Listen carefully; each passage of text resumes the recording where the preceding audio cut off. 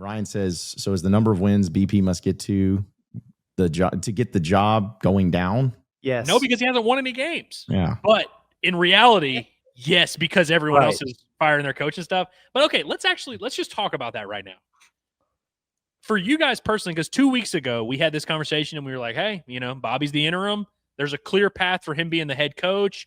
If he wins 4, no doubt about it. If he wins 3, looking pretty good. 2 or fewer, probably not going to make it work. Has that changed for y'all? Do y'all think the 2 wins against Auburn and Mississippi State, would that be enough for you to be like, all right, go ahead and hire him?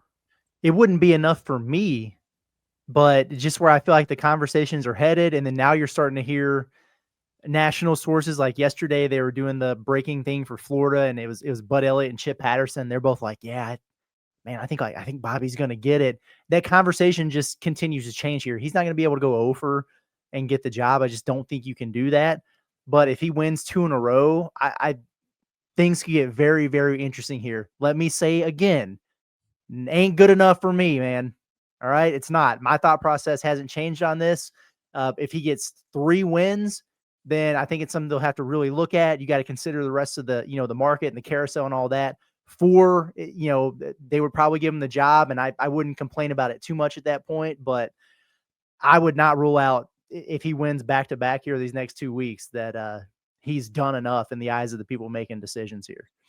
See, and what's crazy is, of course, doesn't matter what I say because everyone just thinks I'm, want Bobby to have the job no matter what happens. But I'm feeling like with you, Curtis, as far as if they win the next 2, I think they're going to take that interim tag off in the bye week and get to put the staff together, get the recruiting back, and just get things back on board regardless of what happens. I believe that. I always forget about the bye week. Yeah, and but I also agree where it's like if they hire him after those 2 games, I'm not going to be like, oh man, brilliant decision, the right move. This is exactly what needs to, because it's going to be like, man, because you go 0-3 in the final 3 games, like, cool. 4-8 on the year, and it's like, okay. Yeah, like it just doesn't happen that way. Like it doesn't make me feel good. But I get it that if they, the bye week, and knowing that, hey, you got recruiting got to get on top of, you got to get to the point where, you're putting packages together for NIL and transfer portals coming up, and, players right now are thinking, okay, what do I need to do? So it's like, I get it, but yeah, it's not, if he wins these next 2, and then, if they don't beat LSU and Texas, but if they beat Missouri to end the year, kind of to just be like the finally getting off your back and winning your home game, it's like, all right, that's a good little lasting thing. I think the 3 of us are pretty close to a line on this, in that, like, we aren't necessarily there where we're like, hey, give them the job and let's do it. But we kind of see how this is trending, like you mentioned, Curtis. I'm with you, John, that if they win these next 2 games, which it wouldn't be the end of the world, but it is something, and then you beat Missouri to end the year, for me personally, that would be enough for me to be like, all right, you know what, like that's good enough. Like, we'll make it work, and it won't be a long-term 10-year deal, but we can make this thing work. It is just fascinating how, like, we've been saying all along, hey, let's just let this thing play out. We've gotten to the point now, the conversation has gotten so polarizing and hostile. People are determined to not let it play out. Like, everyone is like, hey, we got to make a decision tomorrow, and we got to live with that decision no matter what. And I'm just like, damn, I just wish we weren't in this situation. Do you think that's a product of just like other jobs opening? You know what I mean? Yes. It's like, okay, Florida opens, and so all of a sudden you're going, all right, well, if they want somebody we're after, then we're screwed. And people look at Auburn, and I know Florida State for some reason gave the vote of confidence to Mike Norvell, but like all these other jobs, and people keep saying, like, you like, whether it's Brett McMurphy or whoever on a daily basis, they'll tweet. It's like, this is going to be the craziest coaching carousel ever. This is going to be ridiculous. Buckle up. And so I wonder if Razorback fans are like, shit, man, maybe we should just, bite the bullet here and take our medicine and see what we can do with the old flame there. So yes, this absolutely, like, that's a factor. And should it be 100% of the decision making? No, but it is a percentage. Like, I don't know what that percent is, but I've seen a lot of cases for Petrino have been along the lines of, well, could we do any better? Could we do much better? I mean, you got all these jobs open, so like we might as well just resign ourselves. And that's to me, like, even though logically it makes sense of the idea of, hey, if you're going to take a chance on some young, super unproven guy, you might as well hire Bobby.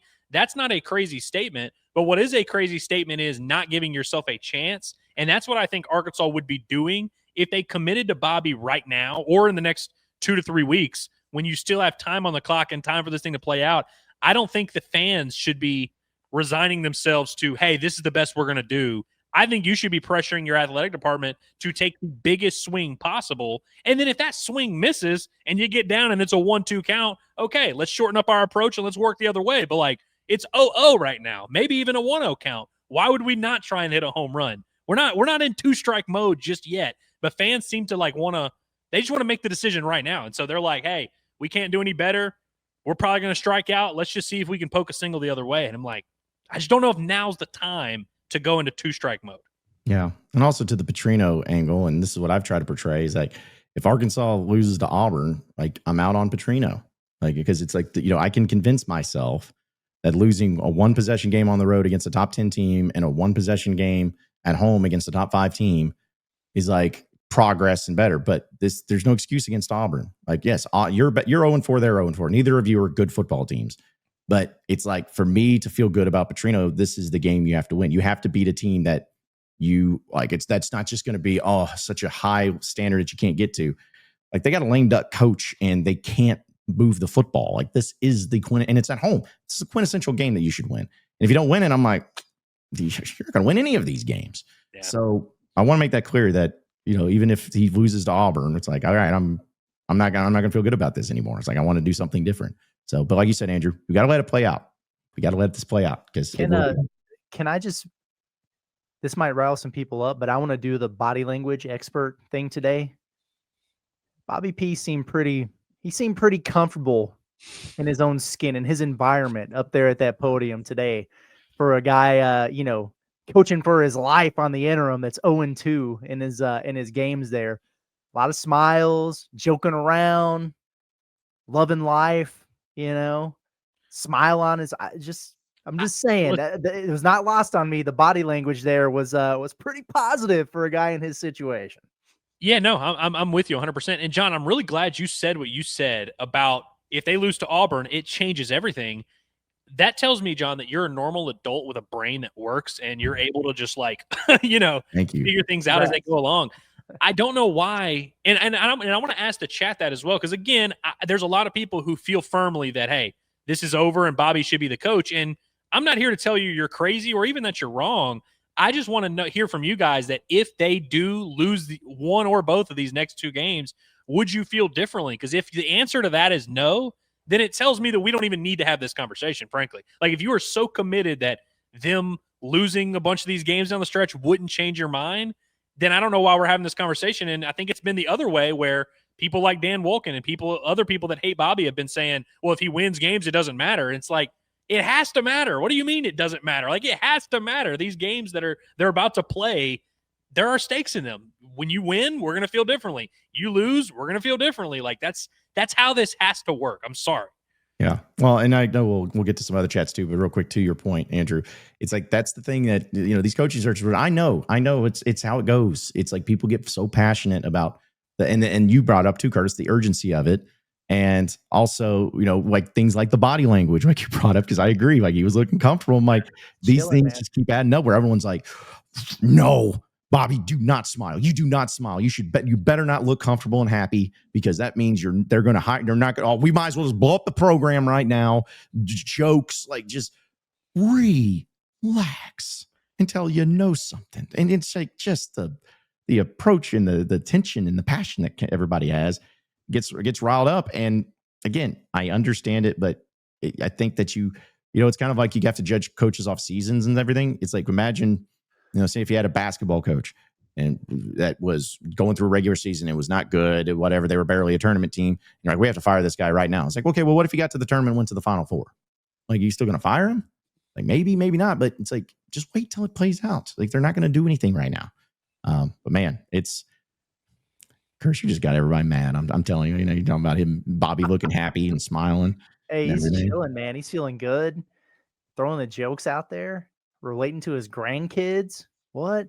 Big smile on his face, talking about recruiting. Yeah, it was a good weekend, man. We keep grinding like you're gonna be here, full time, long term. Yeah. Come on now. Joking with Trey. He was busting Trey Biddy's balls. It's like, hey, 11:45 kickoff early. Is anything change in your prep? He's like, get out of bed earlier, you know. Messing with Daniel Shee. He's like talking about starting all 5 offensive linemen every game. And he's like, hey, you're not supposed to say that, man. Like, knock on wood. It doesn't strike me as a guy that's tripping balls about where this is headed. Maybe he's just made peace with it no matter what. Or maybe he knows something we don't. I'm just throwing it out there. Conspiracy time now, Curtis. Since you brought up the body language, now we got to get into conspiracy zone. Do you think Bobby's the increase in his confidence, do you think that's more of just, hey, the team's playing well and he feels like they're about to go whip Auburn, maybe that's it? Or do you think maybe he's gotten an inclination that he would be supported by people that he would need to have support from in order to become the head coach? Both of them. That's what I think. Both of these? Yeah. I mean, listen, and if I don't care where the confidence is coming from, if it's like that he wants to beat Auburn, or he thinks he's going to beat Auburn and be all right, or if he thinks he's got the job, that's fine too. It's like, just win games and the rest will take care of itself.